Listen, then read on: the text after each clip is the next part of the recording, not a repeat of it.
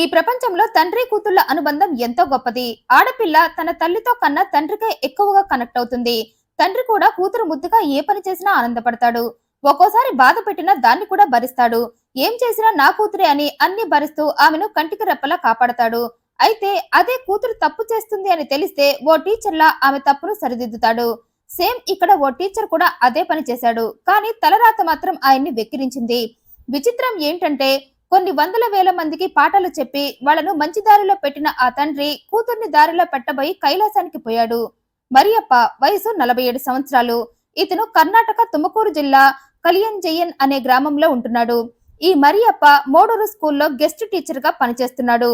ఇతనికి పెళ్లి ఓ కూతురు కూడా ఉంది. భార్య పేరు శోభ, కూతురు పేరు హేమలత. మరియప్ప స్కూల్లో గెస్ట్ టీచర్ కావటంతో అతనికి ఆదాయం ఎక్కువగా ఉండేది కాదు. ఉన్నవాడికి చాలా తక్కువగా, లేనివాడికి కొద్దిగా ఎక్కువగా అన్నట్లు బ్రతికేవాడు. అయితే ఉన్నంతలోనే భార్యకు కూతురికి ఏ లోటు రాకుండా చూసుకునేవాడు. ముఖ్యంగా కూతురు హేమలత విషయంలో అస్సలు రాజీ పడేవాడు కాదు. ఆమె ఏది కోరినా తల తాకట్టు పెట్టేనా కూతురి కోరిక తీర్చేవాడు. మొదటి నుండి అల్లారు ముద్దుగా పెంచుకున్నాడు కూతుర్ని. తప్పటడుగులు వేస్తుంటే సరిచేస్తూ కూతుర్ని పెంచుకుంటున్నాడు. అలా కూతురు యుక్త వయసుకు వచ్చేసింది. అప్పటి నుండి మరియప్ప కూతురు విషయంలో మరింత ఎలర్ట్ అయిపోయాడు. ఆ వయసులో ఉండే అట్రాక్షన్ ని ప్రేమ అనుకొని తన కూతురు ఆ మైకంలో ఎక్కడ పడిపోతుందో అని కూతురు ఆ తప్పు చేయకుండా ఆమెకు కాపు కాశాడు. వీలు కుదిరినప్పుడల్లా జీవితం అంటే ఏంటో, యుక్త వయసులో చేయకూడని తప్పులేంటో కూతురికి చెప్పేవాడు. అయితే తండ్రి ఎన్ని మంచి మాటలు చెప్పినా ఆ మాటలన్నీ బూడిదలో పోసిన పన్నీరే అయ్యాయి. మా నాన్న టీచర్ కదా, అందుకే నాకు క్లాస్ పీకుతున్నాడులే అనుకునేది కూతురు. కారణం అప్పటికే ఈ హేమలత దారి తప్పి తప్పటడుగులు వేయటం మొదలుపెట్టింది. ఈ హేమలత తన ఊళ్ళో ఉండే శాంతకుమార్ అనే వ్యక్తిని ప్రేమించింది. అదే ఆ వయసులో వచ్చే ఫీలింగ్స్ కి ప్రేమ అని పేరు పెట్టుకుని ఆ ప్రేమలో మునిగిపోయింది. అందుకే హేమలతకు తండ్రి మంచి మాటలల్లా సోది మాటల్లా పరమ బోర్గా అనిపించేవి. మా నాన్న జేమ్స్ బాండు తనదంతా ఓ పాత ట్రెండ్ అని గుణుక్కుంటూ తన ప్రేమ తండ్రికి చెప్పడం వేస్ట్, అతను ఎలాగో ఒప్పుకోడని విషయాన్ని తల్లి శోభకు చెప్పింది. అయితే ఇక్కడ శోభ తన కూతురు ప్రేమించింది ఎలాంటి వాణ్ణి అని కూడా తెలుసుకోకుండా ఆమె ప్రేమను ఒప్పుకుంది. నువ్వు ఎలాంటి వాణ్ణి ప్రేమించినా నా ఫుల్ సపోర్ట్ నీకే అంది. మరి నాన్న సంగతి ఏంటి అని అడిగితే ఏదో ఒకలా మీ నాన్నను కూడా ఒప్పిద్దాములే అని భరోసా ఇచ్చింది. కానీ ఇక్కడే అంతా రివర్స్ అయిపోయింది. మొదటి నుండి క్రమశిక్షణతో కాపురం చేసే మరియప్పకి కూతురి ప్రేమ విషయం తెలిసి కూతురుపై రంకలేశాడు. ఆల్మోస్ట్ ఆమెను కొట్టినంత పని చేశాడు. కానీ కూతురుపై ఉన్న ప్రేమతో ఆమెపై చేయి చేసుకోలేకపోయాడు. కానీ విషయాన్ని ఇక్కడతో ఫుల్ స్టాప్ పెట్టాలి అనుకున్నాడు. పైగా శాంతకుమార్ పై మరియప్పకి మంచి అభిప్రాయం లేదు. అతను తన కూతుర్ని బాగా చూసుకోవడం దేవుడెరుగు, అసలు మనసు కష్టపెట్టకుండా కూడా చూసుకోలేడని అనుకున్నాడు. పైగా తన కూతురికి యోగ్యుడైన వ్యక్తినిచ్చి పెళ్లి చేసి పంపాలనుకున్నాడు మరియప్ప. ఈ కారణాలతో అతను కూతురికి 4 బుద్ధి మాటలు చెప్పి డైరెక్ట్ గా కూతురి ప్రియుడు శాంతకుమార్ దగ్గరకు వెళ్ళాడు. నా కూతుర్ని పొందే అర్హత నీకు లేదన్నాడు. నీ గురించి నాకు మొత్తం తెలుసు. నువ్వు జీవితాంతం నా కూతురితో సిన్సియర్ గా ఉండే టైప్ కాదు. పైగా నాకు ఈ ప్రేమ పెళ్లి అంటే అస్సలు ఇష్టం ఉండవు. అందుకే ఇక నుండి నువ్వు నా కూతురికి దూరంగా ఉండమన్నాడు. కానీ కుమార్ మాత్రం ఆ మాటలని లెక్క చేయకుండా యథావిధిగా ప్రియురాలతో కంటిన్యూ అయిపోయాడు. ఆ విషయం తెలిసి మళ్లీ కూతుర్ని మందలించి మళ్లీ కుమార్ని కలిశాడు. నీకు మొన్నే చెప్పా నా కూతురు జోలికి పోవద్దని, అయినా మళ్లీ నా కూతురితో ఎందుకు తిరుగుతున్నావన్నాడు. ఆ మాటలకి రెచ్చిపోయాడు కుమార్. నేను తిరుగుతా, ఏం చేస్తావంటూ మీద మీదకు వచ్చాడు. దీంతో మరియప్పకు ఒళ్ళు మండిపోయింది. ఇదిగో నీలో ఉన్న ఈ చెడు లక్షణాలే ఇవి. నీకు పెద్దలను గౌరవించటం రాదు. ఆ మాటకొస్తే ఎవరితో ఎలా మాట్లాడాలో కూడా తెలీదు. నీకు కావలసిన దానికోసం ఎంతకైనా దిగజారిపోయే మనస్తత్వం నీది. అందుకే నా కూతుర్ని నీకిచ్చి పెళ్లి చేయటం నాకు ఇష్టం లేదన్నాడు. ఆ మాటలకి మరింత రెచ్చిపోయిన కుమార్ మరియప్ప మీదకు వస్తూ ఉండగా దాన్ని గమనించిన మరియప్ప కుమార్ని లాగి ఒక్కటి పీకాడు.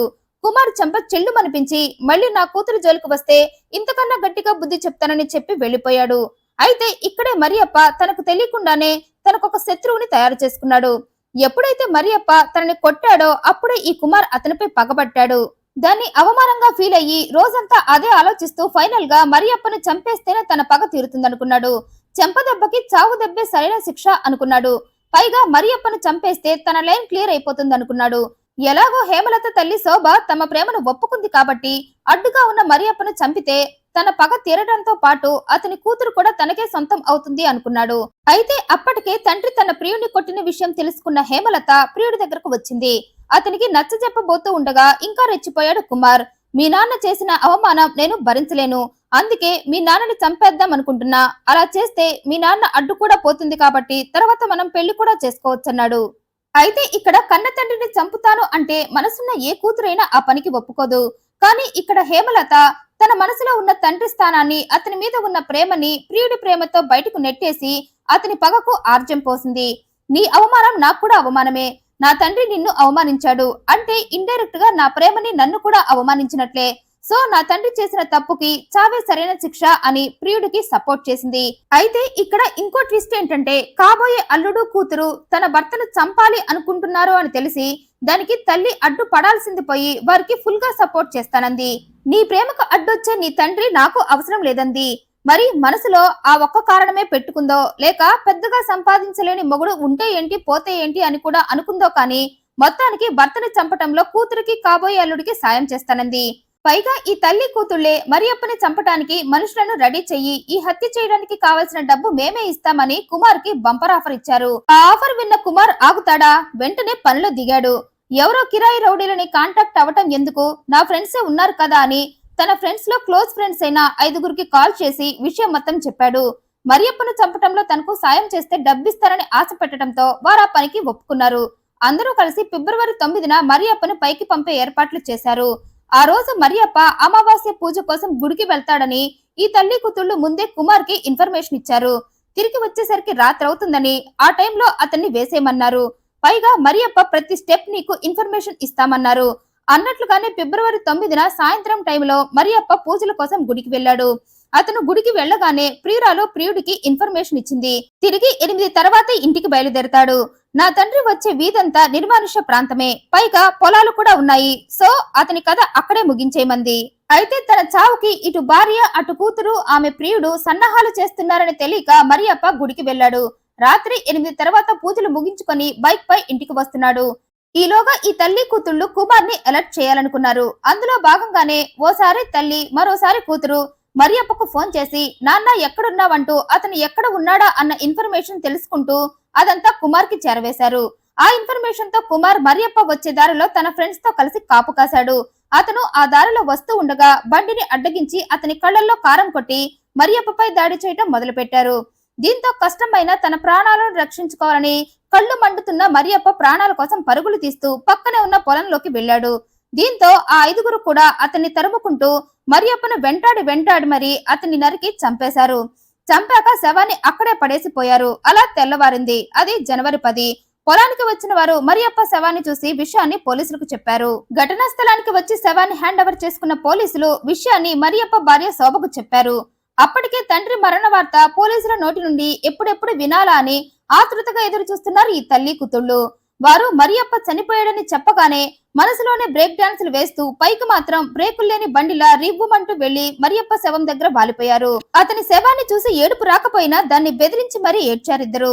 ఈలోగా మరియప్ప కూతురు హేమలత ఓవర్ యాక్షన్ చేస్తూ బాధంతా తనదే అన్నట్లు విపరీతంగా ఏడ్చి మా నాన్నను ఇలా చంపింది ఎవరో వెంటనే ఎంక్వైరీ చేసి తెలుసుకోండంటూ కేసు పెట్టింది.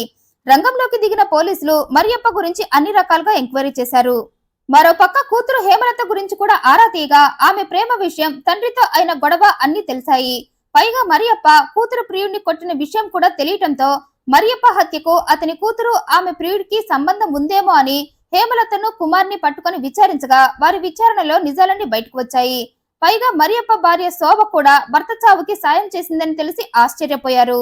దీంతో ముగ్గురిని పట్టుకుని విచారించగా కుమార్ ఫ్రెండ్స్ అయిన 5గురితో కలిసి ఈ హత్య ప్లాన్ చేసి చంపారని తెలిసి పోలీసులు వారిని కూడా పట్టుకున్నారు. మొత్తంగా 8 మంది మరియప్ప చావుకి కారణం అయ్యారని ఆ 8 మందిని అరెస్ట్ చేశారు. ఈ వీడియోపై మీ అభిప్రాయాన్ని కమెంట్ రూపంలో తెలియజేయండి. మరింత ఇంట్రెస్టింగ్ అండ్ జెన్యూన్ ఇన్ఫర్మేషన్ కోసం ఈ వీడియోను లైక్ చేయండి, షేర్ చేయండి, మా ఛానల్ సబ్స్క్రైబ్ చేయండి. Thank you for watching.